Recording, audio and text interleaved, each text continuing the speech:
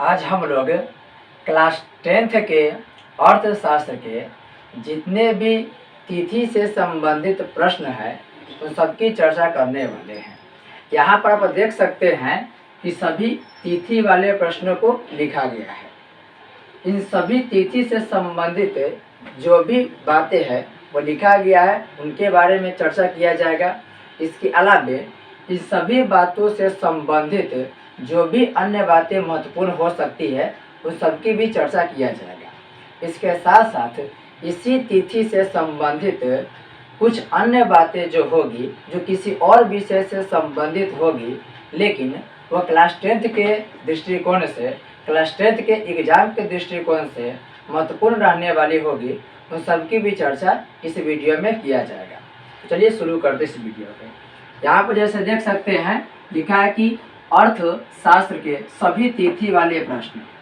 पहला है 1935 और 1935 में दिया है आरबीआई की स्थापना हुआ था। आरबीआई का मतलब हुआ reserve bank of India. RBI का मतलब हो गया reserve bank of India, reserve bank of India. और इस रिजर्व बैंक ऑफ इंडिया की स्थापना हुआ 1935 में। इसके अलावा आपको एक और बात ध्यान रखना होगा, ये जो रिजर्व बैंक है, यह रिजर्व बैंक भारत के केंद्रीय बैंक है। यदि आपसे प्रश्न पूछे कि बताइए भारत के केंद्रीय बैंक कौन है, तो भारत के केंद्रीय बैंक रिजर्व बैंक या रिजर्व बैंक ऑफ इंडिया होगा। भारत में जो भी मुद्रा के छपाई होता है वो छपाई के काम आरबीआई के द्वारा ही होता है। यानी आप जो नोट देखते हैं उस नोट के छपाई करने का काम रिजर्व बैंक ऑफ इंडिया ही करती है। दूसरे नंबर पर है 1949। 1949 में आरबीआई का राष्ट्रीयकरण हुआ था। आरबीआई अर्थात रिजर्व बैंक ऑफ इंडिया। तो आरबीआई के राष्ट्रीयकरण पूछे तो यह हुआ था 1 जनवरी 1949 के। तो कभी कभी डेट से भी प्रश्न पूछा जाता है कि जो आरबीआई के राष्ट्रीयकरण हुआ था यह हुआ था 1 जनवरी 1949 ईस्वी को हुआ था। अगला तिथि है 1950 और 1950 ईस्वी में योजना आयोग की स्थापना किया गया था।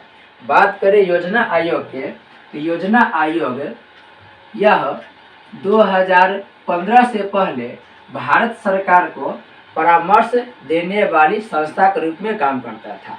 योजना आयोग जो संस्था है वह 1950 ईस्वी में बना था, 15 मार्च 1950 ईस्वी को। इसके बारे में दो बात आपसे पूछता है, यह बना था तो इसके तारीख पूछता है, तो यह बना था 15 मार्च 1950 ईस्वी को। और यह कैसी संस्था था, तो यह एक परामर्शदात्री संस्था था। परामर्शदात्री संस्था के मतलब होता है यह परामर्श देने वाली संस्था था। और यह जो योजना आयोग है यह भारत सरकार को सलाह देती थी ताकि विकास के कार्य को जारी रखे। यानी भारत में विकास कार्यक्रम को लेकर के यह जो संस्था थी यह सलाह देती थी। लेकिन यह संस्था वर्तमान समय में स्थगित हो चुकी है और इसके स्थान पर वर्तमान में अभी नीति आयोग कार्य करती है। तो यह बात याद रखिएगा, योजना आयोग बना था 1950 में 15 मार्च को, और इस योजना आयोग के पहले अध्यक्ष हुआ करता था प्रधानमंत्री। हालांकि यह आयोग अभी समाप्त हो चुका है, लेकिन अभी भी अर्थशास्त्र में यह प्रश्न पूछे जाते हैं योजना आयोग के अध्यक्ष कौन होते हैं, तो उस कंडीशन में आप उसका जवाब प्रधानमंत्री दीजिएगा। योजना आयोग के अध्यक्ष प्रधानमंत्री होते हैं। नेक्स्ट है 2015। 2015 में नीति आयोग की स्थापना किया गया। देखिए वर्ष 1950 ईस्वी में जो योजना आयोग बना था वह 2015 में समाप्त हो गया, और 2015 में एक संस्था बना जिसका नाम था नीति आयोग। योजना आयोग को समाप्त करके जो नई संस्था बना उसका नाम है नीति आयोग, और इसका जो गठन हुआ था वह हुआ था 1 जनवरी 2015 ईस्वी को। यह वही काम करता है जो पहले योजना आयोग किया करती थी। इस योजना आयोग के इस नीति आयोग के अध्यक्ष की बात करें तो नीति आयोग के पद अध्यक्ष भी प्रधानमंत्री ही होते हैं। प्रधानमंत्री की जब भी चर्चा किया जाएगा तो भारत के प्रधानमंत्री होगा, क्योंकि ये दोनों आयोग भारत से संबंधित है, अतः इसका अध्यक्ष भी भारत के प्रधानमंत्री होगा। नेक्स्ट है 1969, और वर्ष 1969 में व्यावसायिक बैंक का राष्ट्रीयकरण हुआ था। यहाँ पे एक शब्द है व्यावसायिक बैंक। ये जो व्यावसायिक बैंक है, इस व्यावसायिक बैंक का मुख्य उद्देश्य होता है अपना लाभ कमाना। यानी व्यावसायिक बैंक एक ऐसा बैंक होता है जो अपने लाभ के उद्देश्य से स्थापित किए जाते हैं, लेकिन अपने लाभ के साथ साथ ये अपने ग्राहकों को भी कुछ सुविधा प्रदान करती है, जिसकी वजह से उन लोगों को भी लाभ की प्राप्ति होती है। राष्ट्रीयकरण का मतलब हुआ ये जो बैंक था, कि जो बैंक खोला था तो उसमें किसी निजी व्यक्ति का पैसा लगा हुआ था, लेकिन इसका कंट्रोल जब भारत सरकार अपने जिम्मे में ले लिया गया तब उस स्थिति को नेशनलाइजेशन यानी कि राष्ट्रीयकरण कहा जाता है। तो अभी वर्तमान में जो भी व्यावसायिक बैंक है वो सभी व्यावसायिक बैंक भारत के केंद्रीय बैंक आरबीआई यानी कि रिजर्व बैंक ऑफ इंडिया के देखरेख में कार्य करती है।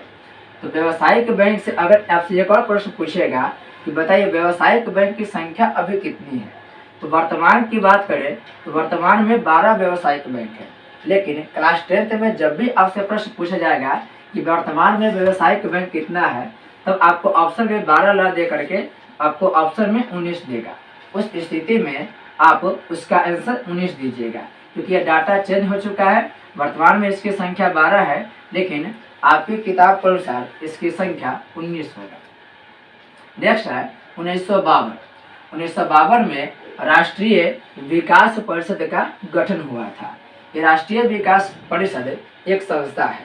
जिस तरीका से योजना आयोग एक संस्था थी, नीति आयोग एक संस्था है, उसी तरह से राष्ट्रीय विकास परिषद भी एक संस्था है, और यह संस्था भी सरकार को परामर्श देने के लिए गठित किया गया है। सन 1952 में यह संस्था बना था और यह विकास के मुद्दे पर भारत सरकार को सलाह देती है। और इसके अध्यक्ष की बात की जाए तो इसके अध्यक्ष भी भारत के प्रधानमंत्री होते हैं। नेक्स्ट है 1982। 1982 को राष्ट्रीय कृषि एवं ग्रामीण विकास बैंक की स्थापना किया गया था। यह क्वेश्चन बहुत इंपॉर्टेंट है, यहाँ से प्रश्न पूछा जाता है बहुत बार। वर्ष 1982 में राष्ट्रीय कृषि एवं ग्रामीण विकास बैंक की स्थापना हुआ था। इसे कभी कभी शॉर्टकट में आपसे पूछ लेगा कि बताइए नाबार्ड की स्थापना कब हुआ था। तो नाबार्ड की स्थापना 12 जुलाई 1982 ईस्वी को किया गया था। 12 जुलाई 1982 ईस्वी को एक संस्था बनाया गया, उस संस्था के नाम है नाबार्ड। नाबार्ड के फुल फॉर्म हो गया national bank of agriculture and rural development. फिर से ध्यान रखेंगे, national bank of agriculture and rural development, यानी भारत में कृषि और भारत के ग्रामीण विकास के लिए यह संस्था बनाई गई है, और कृषि से संबंधित काम के लिए और कृषि के लिए यह संस्था ऋण देने का काम करती है। तो आपसे प्रश्न पूछेगा कि बताइए कृषि क्षेत्र में ऋण देने के काम कौन सी संस्था करती है, तो वह होगा नाबार्ड। लेकिन इसके साथ साथ और भी संस्था कृषि क्षेत्र में ऋण प्रदान करती है, लेकिन सबसे ज़्यादा ऋण प्रदान करने वाली जो संस्था है वह है नाबार्ड। तो कभी कभी आपको शॉर्ट फॉर्म में पूछेगा और कभी कभी उसको विस्तार रूप में नाम दे देगा। नाबार्ड के विस्तार रूप में नाम है राष्ट्रीय कृषि एवं ग्रामीण विकास बैंक। स्थापना 12 जुलाई 1982 को हुआ था।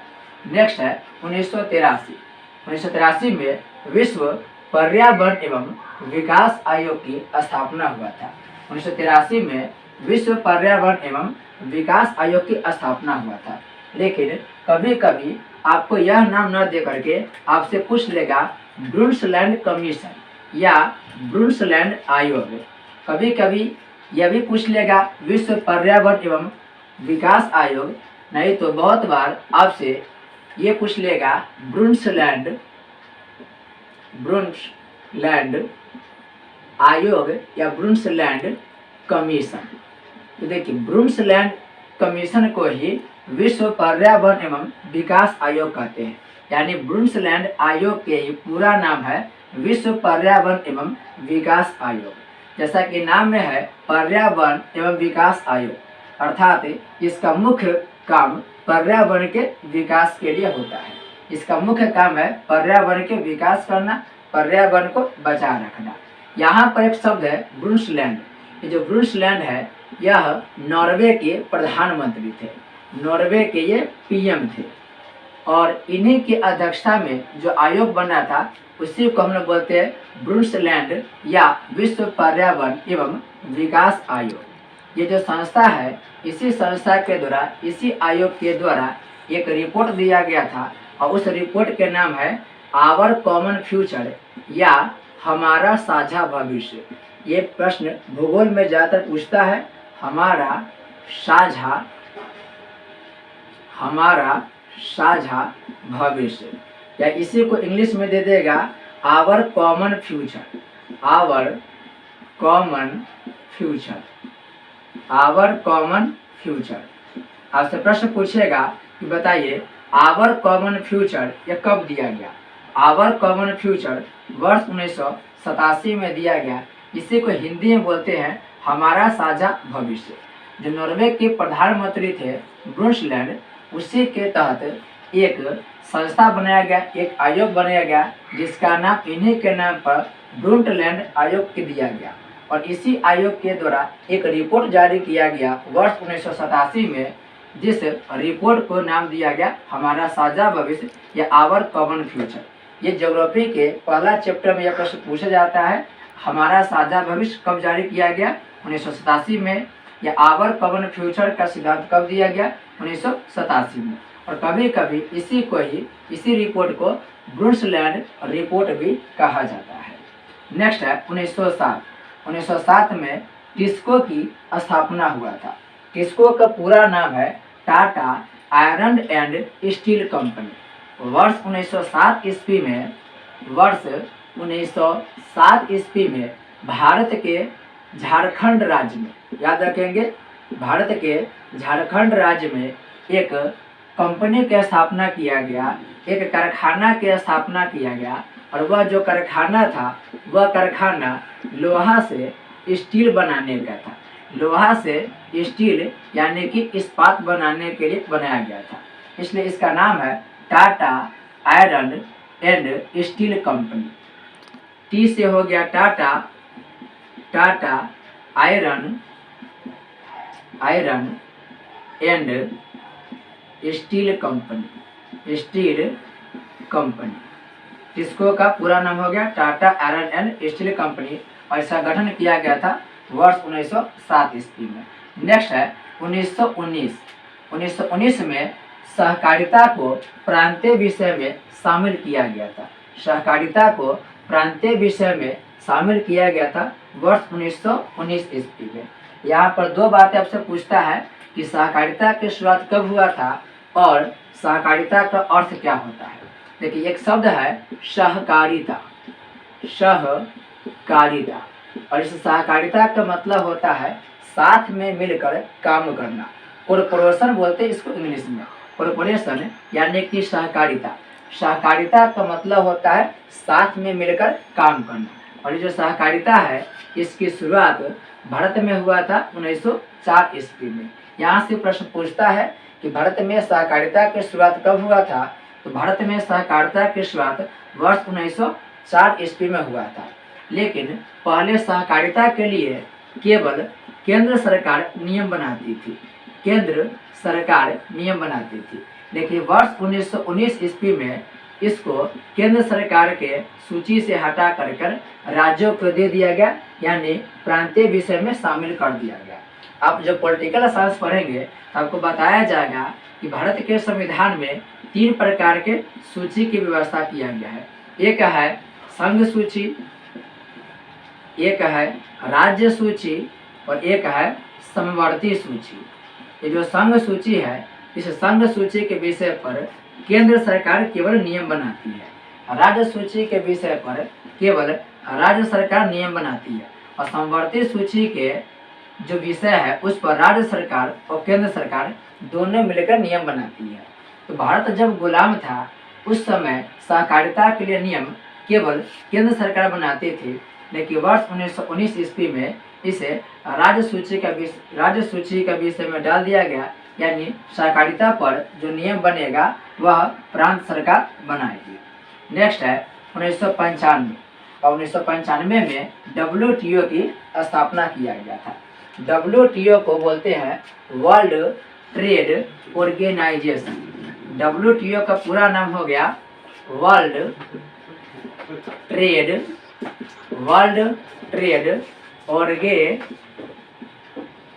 Organisation, world trade organisation.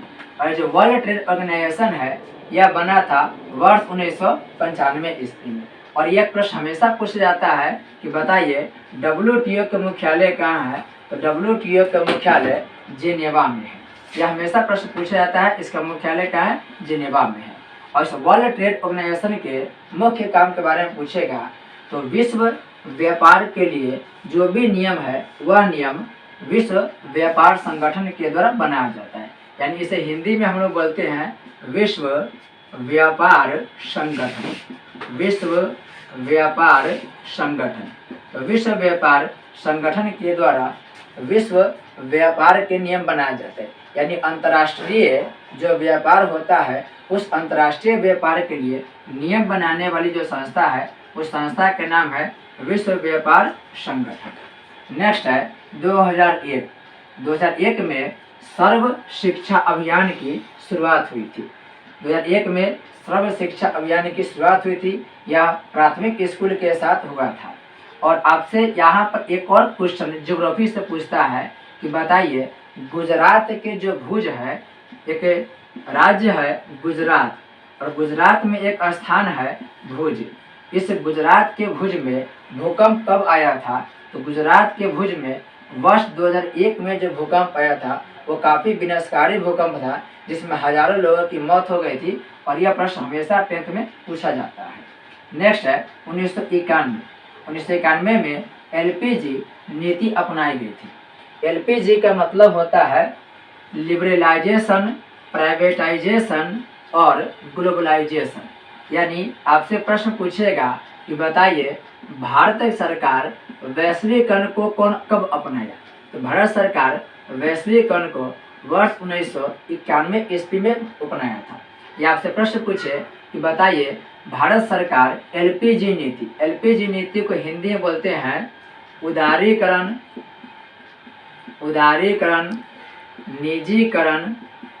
निजीकरण और वैश्वीकरण।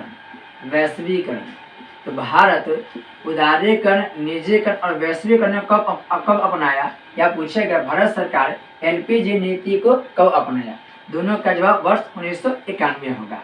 एल के मतलब होता है, एल का मतलब लिबरलाइजेशन, और लिबरलाइजेशन का मतलब होता है उदारीकरण, उदार बनना। उदार बनने का मतलब है जो भी व्यापार पर अवरोध लगाए जाते हैं, जो अनावश्यक अवरोध होते हैं, उस अनावश्यक अवरोध को जब समाप्त कर दिया जाता है तो उस स्थिति को हम लोग बोलते हैं उदारीकरण। प्राइवेटाइजेशन का मतलब होता है निजीकरण, यानी जो भी देश में संस्था है और वह संस्था सरकार के अधीन में है तो उस संस्था को किसी निजी व्यक्ति के हाथ में जब सौंप दिया जाता है तो उस स्थिति को निजीकरण कहते हैं। और जी पर होता है ग्लोबलाइजेशन। ग्लोबलाइजेशन का मतलब होता है वैश्वीकरण। वैश्वीकरण का सीधा मतलब है किसी देश की अर्थव्यवस्था को जब विश्व की अर्थव्यवस्था के साथ जोड़ दिया जाता है तब उस स्थिति को वैश्वीकरण कहा जाता है। और भारत सरकार LPG नीति यानी कि उदारीकरण, निजीकरण और वैश्वीकरण की नीति वर्ष 1991 ईस्वी में अपनाई थी। 1991 से आपसे एक और प्रश्न पूछता है जो इतिहास में है। आपसे प्रश्न पूछेगा कि बताइए USSR का विखंडन कब हुआ था। तो USSR का जो विखंडन हुआ था वह भी 1991 ईस्वी में हुआ था। और USSR का पूरा नाम है United Soviet socialist Republican, United Soviet socialist Republican. Next है 1995। अभी आप पढ़े 1995 में वर्ल्ड ट्रेड ऑर्गेनाइजेशन की स्थापना हुआ था और वर्ष 1995 में ही जो सर्वोच्च न्यायालय है वो सर्वोच्च न्यायालय ने चिकित्सा व्यवसाय को उपभोक्ता संरक्षण अधिनियम के अंतर्गत एक सेवा घोषित किया गया। आपसे पूछेगा कि बताइए भारत के जो सुप्रीम कोर्ट है यानी कि सर्वोच्च न्यायालय है, यह सर्वोच्च न्यायालय जो चिकित्सा पद्धति है, जो चिकित्सा है, यहाँ पर दिया है कि चिकित्सा व्यवसाय या चिकित्सा व्यवसाय को उपभोक्ता संरक्षण के तहत सेवा के रूप में कब दर्जा दिया गया। तो वर्ष 1995 में सर्वोच्च न्यायालय ने चिकित्सा व्यवसाय को, यहाँ पे एक लाइन याद रखिएगा, उपभोक्ता संरक्षण अधिनियम के अंतर्गत, उपभोक्ता संरक्षण अधिनियम के अंतर्गत एक सेवा क्या कर दिया था, घोषित किया गया था। यह वर्ष 1995 में हुआ था। अभी इसकी चर्चा हम करेंगे, उपभोक्ता संरक्षण अधिनियम की चर्चा आगे हम करने वाले हैं। नेक्स्ट है 2005। 2005 में सूचना के अधिकार अधिनियम बना था। सूचना के अधिकार अधिनियम 2005 में बना था और यह अधिनियम की शुरुआत यानी सूचना के अधिकार के लिए सबसे पहले जो आंदोलन हुआ था वह आंदोलन भारत के राजस्थान से हुआ था। तब से प्रश्न पूछेगा कि सूचना के अधिकार आंदोलन के लिए सबसे पहले आंदोलन कहाँ किया गया था, तो भारत के राजस्थान राज्य से शुरू हुआ था। सूचना के अधिकार अधिनियम का मतलब है कि आप किसी भी प्रकार की सूचना को प्राप्त कर सकते हैं। जैसे मान लेते हैं कि आपके इलाके में जो रोड बनने के लिए या स्कूल कॉलेज बनने के लिए या हॉस्पिटल बनने के लिए कितना रुपया सरकार के द्वारा जारी की गई है, कितना रुपया खर्च हुआ, कितना बचा हुआ है, इन सब की सूचना आप इसी के तहत प्राप्त कर सकते हैं। यानी कि सूचना के अधिकार अधिनियम के तहत आप बहुत सारी सुविधाएं को प्राप्त कर सकते हैं। और यह अधिनियम बना था वर्ष 2005 में और इसके लिए आंदोलन हुआ था, वह हुआ था सबसे पहले भारत के राजस्थान राज्य में। नेक्स्ट है 1993। 1993 में मानव अधिकार सुरक्षा अधिनियम पारित हुआ था। यह प्रश्न भी बहुत बार पूछा गया है कि आपसे प्रश्न पूछेगा मानव अधिकार सुरक्षा अधिनियम, या इसी को एक साथ जोड़ देता है तब उसको बोलते हैं मानवाधिकार। तो मानवाधिकार अधिनियम वर्ष 1993 ईस्वी में मिला था। मानव के भी कुछ अधिकार होता है, जैसे एक अधिकार कोई व्यक्ति को उस देश के द्वारा मिलता है। जैसे हमारे देश में मौलिक अधिकार है, तो मौलिक अधिकार हमको देश द्वारा दिया गया है और यह मौलिक अधिकार हमको इसलिए दिया गया है ताकि हम इस देश के नागरिक हैं। लेकिन दुनिया में जितने भी मानव है उन सबको मानव होने के वास्ते जो अधिकार दिया गया है उसी को मानवाधिकार कहते हैं। और यह मानवाधिकार सभी जगह पर लागू होता है। और ये भारत में मानवाधिकार की बात करें तो वर्ष 1993 ईस्वी में पारित हुआ था। नेक्स्ट है 1986 और वर्ष 1986 में कोपरा बना था। कोपरा का मतलब होता है, यहाँ पे एक शब्द है कोपरा, लेकिन आपसे कोपरा कम पूछेगा, आपसे पूछेगा उपभोक्ता संरक्षण अधिनियम कब बना था। कोपरा को बोलते हैं हम लोग, कोपरा को हम लोग हिंदी में बोलते, अंग्रेजी में बोलते हैं कंज्यूमर प्रोटेक्शन एक्ट। इसका पूरा नाम हो गया consumer protection act, consumer protection act. और इसी को हिंदी में बोलते हैं हम लोग उपभोक्ता संरक्षण अधिनियम, उपभोक्ता संरक्षण अधिनियम। कभी कभी आपसे पूछ लेगा कि कोपरा के पूरा नाम क्या है, तो CO से कंज्यूमर, TR से प्रोटेक्शन और S से एक्ट, और इसे हिंदी में बोलते हैं उपभोक्ता संरक्षण अधिनियम। यह अधिनियम होगा उपभोक्ता संरक्षण अधिनियम। और यह अधिनियम वर्ष 1986 में बना था, वर्ष 1986 में बना था। भारत में जितने भी उपभोक्ता है उन सब के सुरक्षा के लिए जो अधिनियम बनाया गया था उसे ही कोपरा कहते हैं। जैसे बहुत सारे व्यक्ति बहुत सारे वस्तुओं की खरीद बिक्री करता है, लेकिन कभी कभी क्या होता है, वस्तुओं की खरीद करने से उनका शोषण हो जाता है।